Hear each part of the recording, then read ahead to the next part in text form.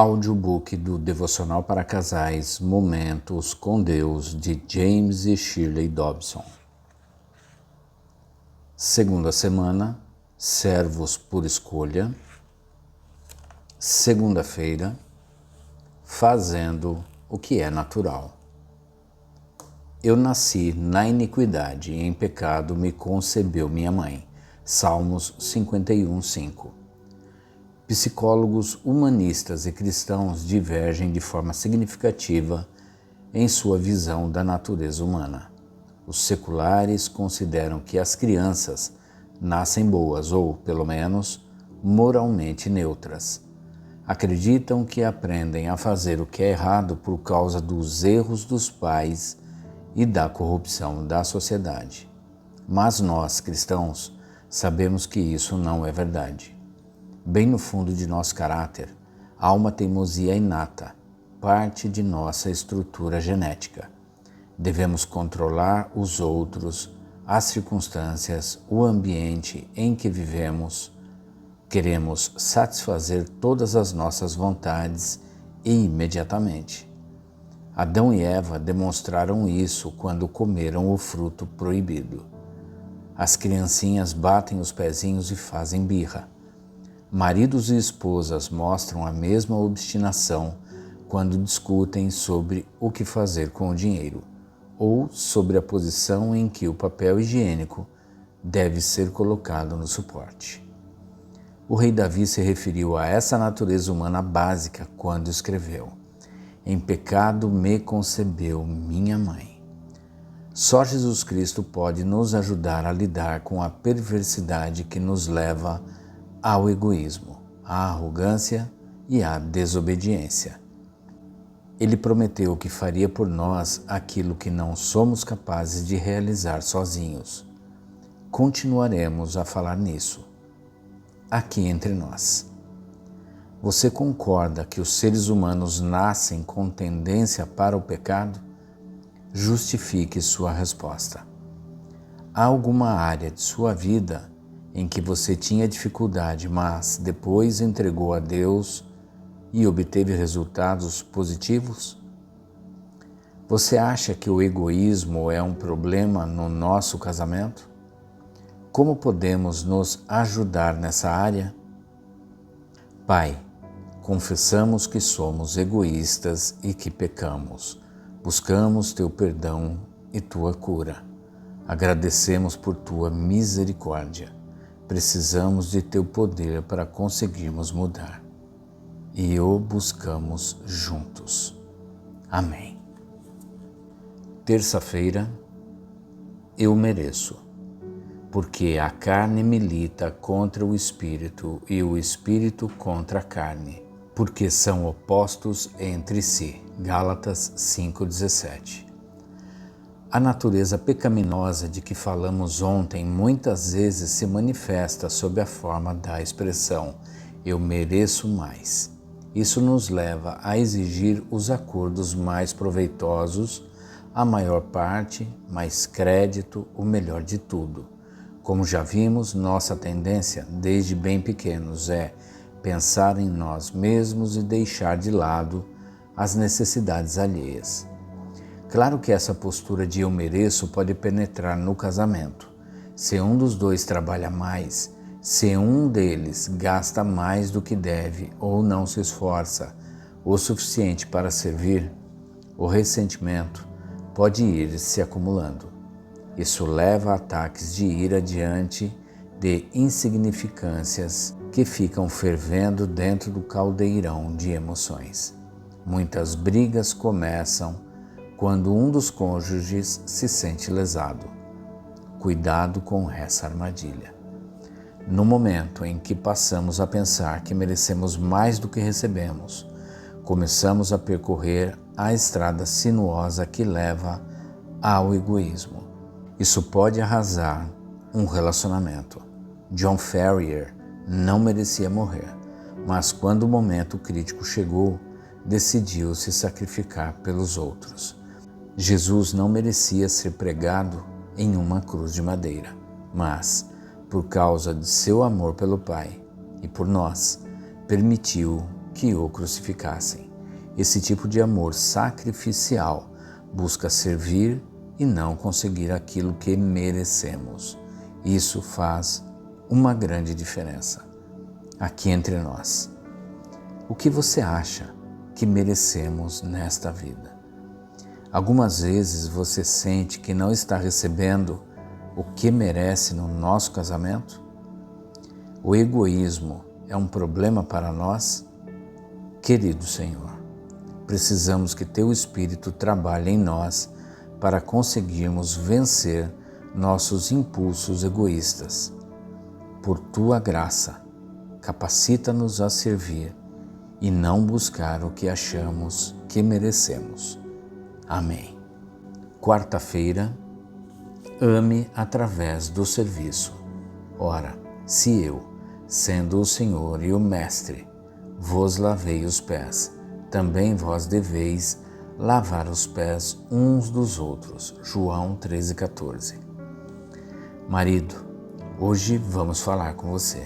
Da mesma forma que o egoísmo mata o casamento, a atitude de serviço e sacrifício, a filosofia, sou o terceiro, sem dúvida, o edifica.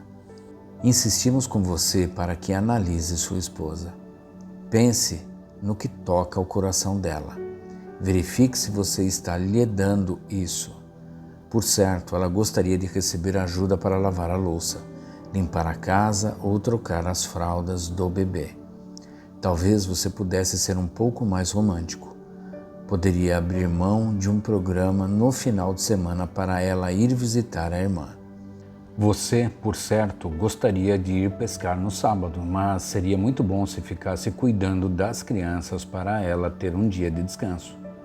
Jesus nos deu o exemplo clássico ao lavar os pés dos discípulos e orientá-los para que fizessem o mesmo uns com os outros. Talvez esteja na hora de um lava-pés simbólico em seu casamento. As mulheres são românticas. Deus as fez assim. Tente entender essa natureza e procure satisfazer as necessidades que sua esposa expressa. E há uma recompensa pessoal. Se você satisfizer o desejo de romantismo de sua esposa, ela se aproximará mais e você passará a receber o tipo de atenção e admiração que espera. Experimente. Aqui entre nós. São 3 questionamentos que o marido faz à esposa e uma oração feita pelo marido. Quando, no nosso casamento, eu consegui lavar seus pés? Você acha que eu entendo sua natureza romântica? Por quê? Eu satisfiz suas necessidades durante a semana passada? Querido Senhor, quero me tornar um especialista em atender às necessidades da minha esposa. Ensina-me a lavar os pés dela e a servi-la, para que o nosso casamento se torne cada vez melhor. Amém. Quinta-feira, quais são as necessidades de um homem? Não é bom que o homem esteja só. Far-lhe-ei uma auxiliadora que lhe seja idônea. Gênesis 2:18. Esposa, veja se você entende as necessidades de seu marido. Não se engane. Em geral, a carreira do homem é extremamente importante para a sua autoestima. Ele foi criado assim. Muitas mulheres se queixam porque o marido trabalha demais. Talvez seja verdade, mas, mesmo assim, ele merece reconhecimento por seu esforço. Comparado com aquele que fica em casa o dia todo sem fazer nada, ou quase nada, quem trabalha demais é digno de honra. Deus destinou 2 tarefas aos homens: prover o sustento da família e protegê-la. Se seu marido cumpre essas 2 incumbências, você deve dizer a ele que aprecia sua dedicação. Há alguns anos foi realizada uma pesquisa para verificar o que os homens queriam ter em casa. O resultado foi uma surpresa. Eles queriam tranquilidade. Faça de sua casa um refúgio de paz para seu marido e sua família, um lugar onde ele possa recarregar as baterias e desfrutar da companhia daqueles que ama. Sejam quais forem as necessidades e desejos específicos de seu marido, ele colherá grandes benefícios se você o transformar em prioridade em sua vida. E seu casamento também sairá lucrando. A Bíblia diz que a mulher foi criada para ser auxiliadora do marido, que, por sua vez, deve amá-la como Cristo amou a igreja. Afinal, não há ninguém melhor para ajudá-lo do que você. Aqui entre nós, agora são 3 questionamentos da esposa aos maridos, com uma oração ao final da esposa. Você sente que eu sou grata a você por trabalhar tanto? Pense nas coisas que faço para você. Do que você gosta mais? O que posso fazer para demonstrar meu amor por você nesta semana? Pai Celestial, muito obrigada por meu marido. Quero entendê-lo e servi-lo de maneiras que o reanimem e o encorajem. Mostra-me quando abençoá-lo com dons agradáveis como apreciação, apoio e tranquilidade. Amém.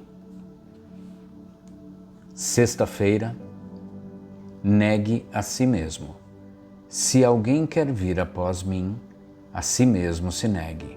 Tome a sua cruz e siga-me. Mateus 16:24. Os profissionais que fazem as propagandas para a televisão sabem como chamar a atenção dos telespectadores. Conhecem a filosofia da audiência moderna.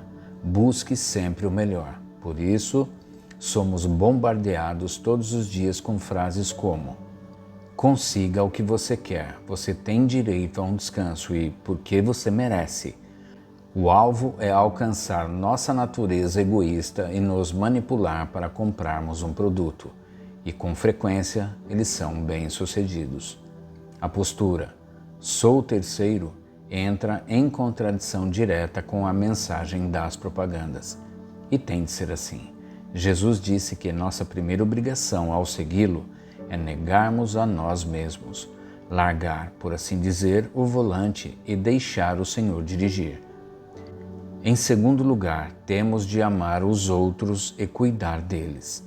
Experimente adotar essas prioridades. Elas levarão a um casamento melhor nesta vida e a recompensas eternas na outra. Deus em primeiro lugar, os outros em segundo e eu em terceiro. Uma frase simples que contém muito mais sabedoria para uma vida completa do que tudo que você ouve e vê nas propagandas da televisão. Aqui entre nós, nosso casamento segue a filosofia "sou o terceiro"? Conhecemos algum casal que dê exemplo dessa filosofia?